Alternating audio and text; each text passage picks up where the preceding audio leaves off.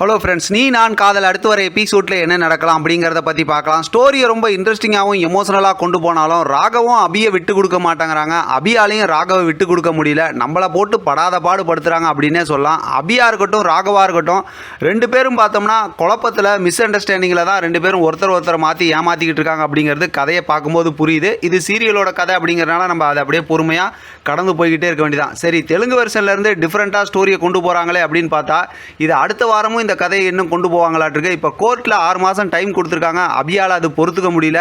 அதுக்கு முன்னாடி பார்த்தோம்னா ஏற்கனவே இருந்த ஒரு குழப்பத்துக்கு இப்போ பதில் கிடச்சிருக்கு. என்னன்னு பார்த்தோம் அப்படின்னா, இப்போ டைவர்ஸ் அப்ளை பண்ணிட்டாவே பார்த்தா கல்யாண ஏற்பாடு பண்ணலாம் அப்படிங்கிற விஷயத்தை இன்றைக்கான எபிசோடில் அபி சொல்லிட்டாங்க. ஆக மொத்தத்தில் ராகவுக்கும் மதுவுக்கும் கல்யாண ஏற்பாடு பண்ண போகிறாங்க. அதனால தான் இன்றைக்கான எபிசோடில் பார்த்தோம்னா அபி கோச்சிக்கிட்டு போயிட்டாங்க இல்லையா. கோச்சிட்டு போனதுக்கப்புறம் தான் ராகவ் வந்து தேடி போனாங்க. தேடி போகும்போது பார்த்தோம்னா அவங்க வந்து ராணி அக்கா வீட்டில் இருக்காங்க அப்படின்னு சொல்லிட்டு அந்த விஷயம் தெரிஞ்சதுக்கப்புறம் அங்கேயே தேடி ராகவ் போயிட்டாரு.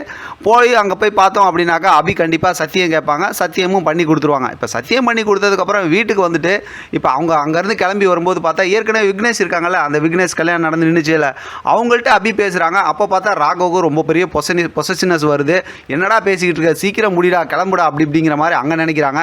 வீட்டுக்கு வந்து பார்த்தோம் அப்படின்னா மது கொண்டு வந்து சமைச்சு சாப்பாடு கொண்டு வந்து அபிகிட்ட கொடுத்து ராகவுக்கு கொடுக்குறாங்க. அதை நேராக கொண்டு போய் அபி கொடுக்க வேண்டியதானே. அபி வந்து அவள் சமைச்சதை நான் எப்படி போய் ராகவுக்கு கொடுப்பேன் அப்படின்னு சொல்லி அந்த சாப்பாடை வச்சுட்டு பிஸ்கட்டை கொண்டு போய் ராகவ் கிட்ட கொடுக்குறாங்க. ராகவ் பாவம் மசாலா வாசலாம் அடிக்குது அப்படிங்கிறாரு. பார்க்கும்போது செம்ம சிரிப்பாகவும் அப்படியே எமோஷனலாகவும் ஆகிடுச்சு. ரெண்டு பேரும் இவ்வளோ ஒருத்தர் மேலே ஒருத்தர் இவ்வளோ லவ் வச்சுருக்காங்க. சூப்பரான ஒரு ப்ரொமோ வரும். சரி, அதை பார்த்து என்ன அடுத்துங்கிற கதைங்கிற பேசலாம் நான் வெயிட் பண்ணேன். இப்போ வரைக்கும் ப்ரொமோ எதுவும் வரல. சரி, இப்போ பார்த்த ஒரு ஸ்டோரியை இன்ட்ரெஸ்ட்டாக உங்கள் கூட ஷேர் பண்ணலாமே அப்படின்னு தான் இப்போ பேசினேன். ஆக மொத்தத்தில் இதெல்லாம் வச்சு பார்க்கும்போது அடுத்து ரொம்ப சுவாரஸ்யமான கதை நமக்கு காத்துக்கிட்டு இருக்கு அப்படிங்கிறது நல்லாவே புரிஞ்சிக்க முடியுது. இப்போ எப்படி பார்த்தாலும் கல்யாணம் ஏற்பாடு பண்ண போகிறாங்க, அதில் எந்த டவுட்டுமே கிடையாது. ஏன்னா நம்ம ராகவும் சத்தியம் பண்ணி கொடுத்துருவாரு. அப்படி கல்யாண ஏற்பாடெலாம் பண்ணும்போது அபிக்கு வந்து உண்மை தெரியும். எனக்கு என்ன இப்போ ஒரு வருத்தம் அப்படின்னா, அதை எப்படி ஸ்டோரி கொண்டு போவாங்களோன்னு ஒரு பயமாக வேற இருக்குது. இப்போ இவ்வளோ மனசாட்சி அடிப்படையில் அபி எல்லா வேலையும் செய்கிறாங்கல்ல, சும்மா இருந்த மதுவை கூட்டிகிட்டு வந்து அவங்க மனசில் ஆசையை வளர்த்து ராகவுக்கு கல்யாணம் பண்ணி வைக்கிறேன்னு எல்லாம் செஞ்சு தெரிஞ்சுவிட்டு கடைசியில் பார்த்தா அவங்களுக்கு நடந்த அந்த சொன்ன விஷயம் எல்லாமே பொய் அப்படின்னு சொல்லி தெரிஞ்சுக்கிட்டதுக்கப்புறம் எப்படி ராகவுக்கு வந்து விட்டு கொடுப்பாங்க மதுவை. அப்போ வந்து அபி என்ன பண்ணுவாங்க, அப்படி ஒருவேளை மதுவை கல்யாணம் பண்ணாமல் இருந்தாங்கன்னா அது மதுக்கு செய்கிறது வந்து ஒரு பெரிய தப்பான விஷயம் இல்லையா. அவங்க சும்மா இருந்தவங்களை கூட்டு வந்து அவங்க ஏற்கனவே வேணான்னு தானே சொன்னாங்க.